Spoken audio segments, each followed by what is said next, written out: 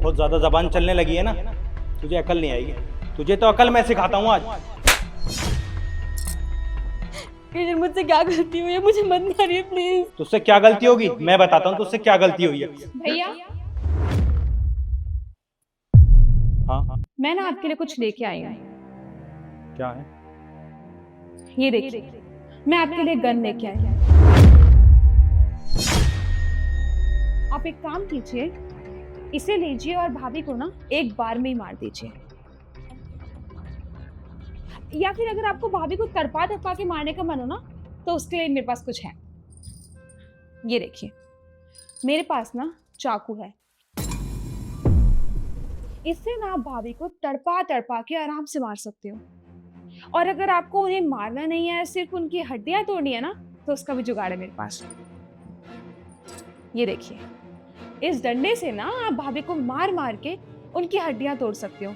ऐसे वो मरेंगे भी नहीं और शायद जो आप करना चाह रहे हो वो भी हो जाएगा। नव्या, ये क्या बोल रही है तू? और तुझसे किसने कहा कि मैं तेरी भाभी को जान से मारना चाहता हूँ? और कहाँ से लेकर आई ये सब तू?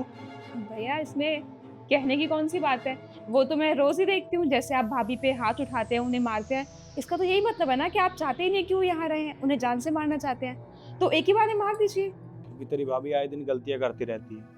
मैंने एक बार नहीं, इसे 50 बार समझाया है, और ये क्या है कि समझने को तैयार नहीं है। मैंने इसको बोला हुआ है कि मेरे कपड़ों पर प्रेस कर दिया कर, ये प्रेस करना भूल जाती है। और मैं इसको 1000 बार समझा चुका हूँ कि गलतियां मत कर। तो मुझे जो सही लगता है मैं वही करता हूँ, और इसको समझाने का ना ये सबसे अच्छा तरीका है। गलती करने की वजह से इतना मारते हैं आप भाभी को? पर भैया गलतियां तो मैं भी करती हूँ, मेरी भी शादी हो चुकी है, उसके बाद भी मैं गलतियां करती हूँ। पर आपने मुझ पे आज तक हाथ नहीं उठाया, इवन मुझे कभी डांटा तक नहीं, आपने हमेशा प्यार से ही समझाया है। तेरे ऊपर मैं हाथ कैसे उठा सकता हूँ?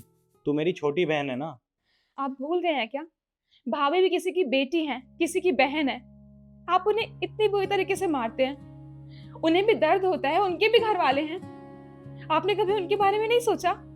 और ऐसी भी कौन सी बड़ी गलती कर दी थी जिसकी वजह से आप उन्हें इतना मार रहे हैं? और आपको पता है ना, भाभी जब से यहाँ पे आई हैं, उन्होंने सबका कितना ख्याल रखा है। आपकी हर एक छोटी छोटी चीज का ख्याल रखती है वो। आपको टाइम से खाना देना, आपके कपड़े निकाल के रखना, आपका लंच पैक करना, सब कुछ करके देती है टाइम से।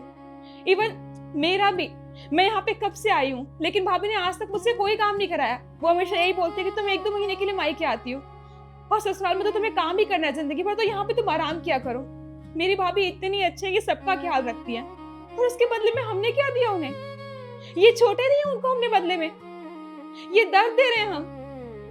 भैया मैं भी एक औरत हूँ, मैं भी किसी की बेटी हूँ, किसी की बहन हूँ, और मैं किसी को ऐसे पिटते हुए नहीं देख सकती हूँ। उन्होंने क्या गलती की है इतनी बड़ी जो आप उन्हें ऐसे मार रहे हैं? और हमारे माँ बाप ने कभी हमें ऐसे संस्कार नहीं दिए हैं कि आप एक लड़की पे हाथ उठाएं, एक औरत पे ऐसे हाथ उठाएं। बहन मैं समझ गया तू मुझे क्या समझाना चाहती है। कहीं ना कहीं मेरी गलती है, मैंने आज तक तेरी भाभी को कभी समझा ही नहीं।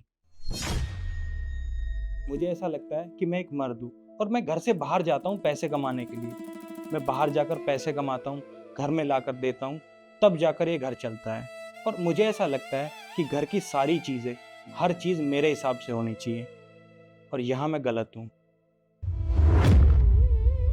मैं मानता हूँ कि मुझसे गलती हुई है, पर हाँ, आज के बाद मैं कोई भी ऐसी गलती नहीं करूँगा।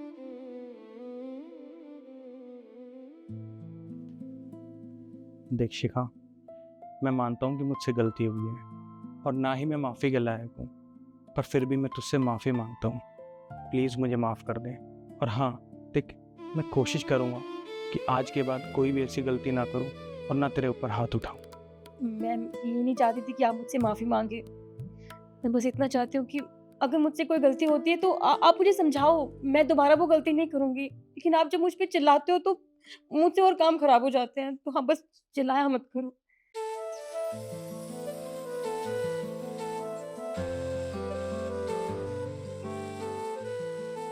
अब बस कीजिए, अब मत रोइए आप।